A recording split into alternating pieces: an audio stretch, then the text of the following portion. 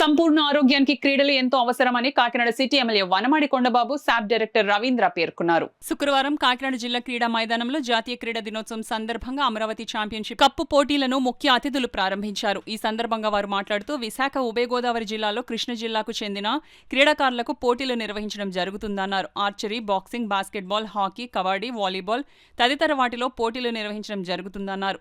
తొలుత వివిధ జిల్లాల నుండి వచ్చిన క్రీడాకారులు మార్చ్ పాస్ నిర్వహించారు. ఈ సందర్భంగా వారు మాట్లాడుతూ విద్యతో సమానంగా క్రీడలకు సముచిత స్థానం కల్పించడానికి కూటమి ప్రభుత్వం కృషి చేస్తోందన్నారు. క్రీడా రంగాన్ని పటిష్టం చేయడానికి కృతనిశ్చయంతో ఉందన్నారు.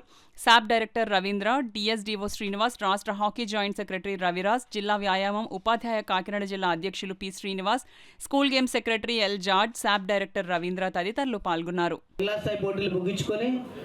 5 జిల్లాల నుండి మన కాకినాడ జోన్ 2 విభాగానికి వచ్చారు. మీ అందరికీ స్వాగతం, సుస్వాగతం. ఈ పోటీలు ఈరోజు మన ప్రారంభోత్సవ కార్యక్రమం తర్వాత ఇక్కడే ఉన్నాయి. అన్నీ కూడాను మనకి స్విమ్మింగ్ పూల్ పక్కన ఆర్చరీ, ఫుట్బాల్ కోర్టులో ఖోఖో, అలాగే వాలీబాల్, మన వాలీబాల్ కోర్ట్, సింథటిక్ కోర్ట్స్, అలాగే బాస్కెట్బాల్ కోర్టులో బాస్కెట్బాల్, అలాగే మన కబడ్డీ కోర్ట్స్ దగ్గర కబడ్డీ, బాక్సింగ్, వెయిట్ లిఫ్టింగ్ హాల్లో వెయిట్ లిఫ్టింగ్, ఇక్కడ ఇంటర్నేషనల్ ఆస్ట్రోటర్ఫ్ మనది ఇక్కడ ఉంది. ఆ టాప్లో హాకీ మరియు వెనకతల అథ్లెటిక్ ట్రాక్లో జరుగుతాయి.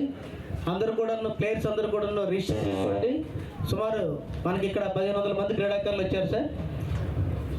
స్కూల్కి మన పీఈటీస్ అలాగే టెక్నికల్ అఫీషియల్స్ అందరితో కలిపి, ప్లేయర్స్ అందరితో కలిపి 1500 వరకు ఈరోజు ఇక్కడికి హాజరవడం జరిగింది.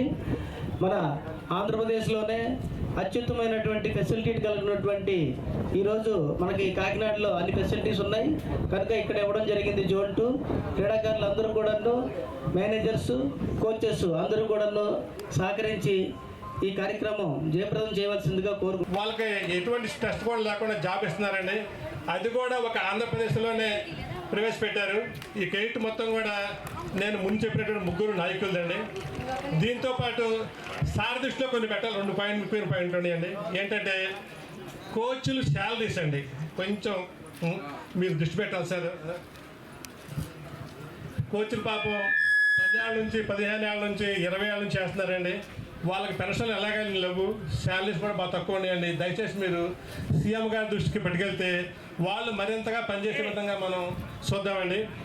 అంతేకాకుండా సార్ ముఖ్యంగా అండి, అంటే టెక్నికల్ పాయింట్ అండి, ఇండియాలో కానీ ఆంధ్రాలో కానీ గేమ్స్ 90% ప్రమోట్ చేసేది ఓన్లీ అసోసియేషన్ అండి.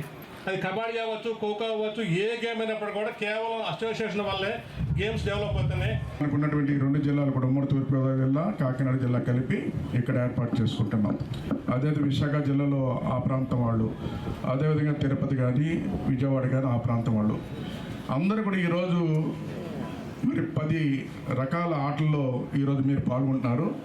పాల్గొన్న తర్వాత రేపు తిరుపతిలో ఏదైతే జరగబోతుందో 24, 25, 26 తారీఖులో ఇక్కడ ఎవరైతే మీరు పాల్గొన్న వారు విజయం సాధిస్తున్నారో అక్కడికి వెళ్ళి పాల్గొంటారు.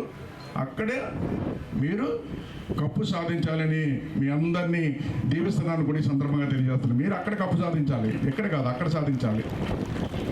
ఏదైతే అమరావతి ఛాంపియన్షిప్ కప్ ఉందో మీరు సాధించాలని మీకు అన్ని విధాల ఆశీస్సులు ఇస్తున్నాను కూడా ఈ సందర్భంగా తెలియజేసుకుంటూ, ఇప్పుడే చెప్పారు రవీంద్ర గారు, ఈరోజు క్రీడాకారులకి స్పోర్ట్స్ కోటాలో అనేక ఉద్యోగాలు రావడం జరిగింది గతంలో. ఎవరైతే టాలెంట్ ఉందో వాళ్ళందరూ కూడా ఇక్కడే ఉన్నారు. మన వాళ్ళందరూ కూడా చాలామంది, మా సోదరుడు ఆకే మురళి కానీ, శ్రీనివాస్ కానీ, ఇక్కడ చాలామంది డిఎస్ఓ గారు కానీ, వీళ్ళందరూ కూడా ఆ రోజు చదువుకుంటూ క్రీడల్ని ఆడుకుంటూ ఉద్యోగాలు సంపాదించారు. కానీ అప్పుడు వేరు ఇప్పుడు వేరు. ఇప్పుడు చంద్రబాబు నాయుడు గారి కూడా ప్రభుత్వం ప్రత్యేకంగా క్రీడాకారులకి అప్పుడు 0.5% ఉండేది, తర్వాత 2% చేశారు, ఇప్పుడు 3% చేశారు. నేను ఈరోజు క్రీడాకారులందరి తరఫున మనస్ఫూర్తిగా కూటమి ప్రభుత్వాన్ని, చంద్రబాబు నాయుడు గారిని, పవన్ కళ్యాణ్ గారిని, అదేవిధంగా లోకేష్ గారిని అభినందిస్తున్నాం కూడా ఈ సందర్భంగా తెలియజేస్తున్నాం.